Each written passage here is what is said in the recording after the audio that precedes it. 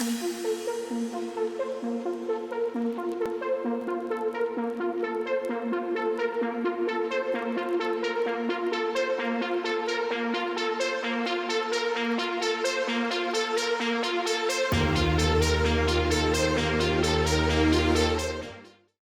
guys, so we had a couple chameleons hatch yesterday. I wasn't expecting to do a video on setting up a chameleon enclosure, but Luiza and I are going to be doing this because we have 4 of them that are out of the eggs already and about 30 more that are still coming.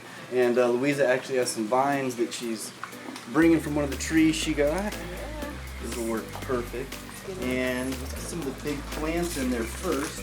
I'm going to kind of show you guys how we set it up and kind of the order we do it. We have several enclosures that we have to do throughout the year when the chameleons lay eggs, and I like to put the bigger plants in first before the vines. What do you have there? This is a trinette bush, and the reason why I like this bush in there is because when it rains, it gives protection to the little chameleons. They can hide under the leaves. It's very easy for them to grip.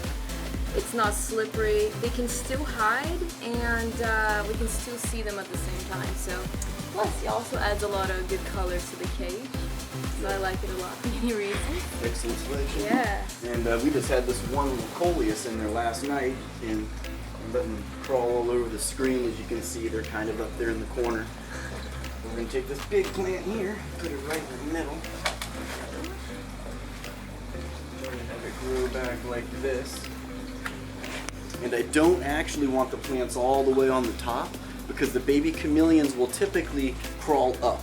So if I have the vines and everything else up top and the plants down below, they can run down in here if they want to go to sleep or they're scared or whatever. But typically they'll hang out up top on the vines so we can see them when we're in there. If there's too much bush, you can't see them because they get hidden. And yeah, let's go with that yellow croton now. It's a good one. It's a croton. Really pretty plant. Chameleons, they love privacy, so as long as you're hiding from each other, they're going to be happy in there. Yeah. And we can put all the baby chameleons in the same cage for a few months. And then you have to separate them. At least 6 months or so. Yeah. They do pretty well together. That's probably all the plants I even want to put in there. I'm going to have to bend these back when I close the door.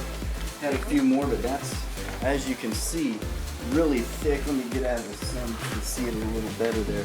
Just thick and lush, and they'll have no problem hiding down in there. If we throw some crickets in the cage or fruit flies or whatever, they'll have places to hide at the base of the plants.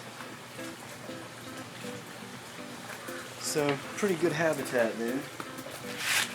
And the vines are just going to make it more complete. They can suntan,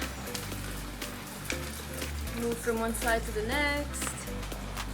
Creates a cool environment for them. These are not going to be easy to position, just kind of start guessing at it.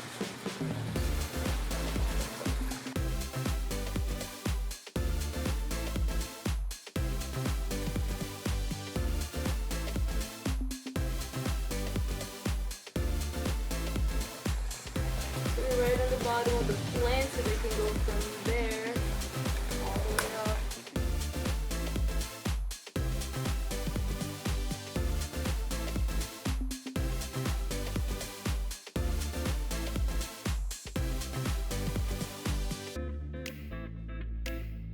In no time, they'll be climbing all over these vines. Yeah. They love the vines.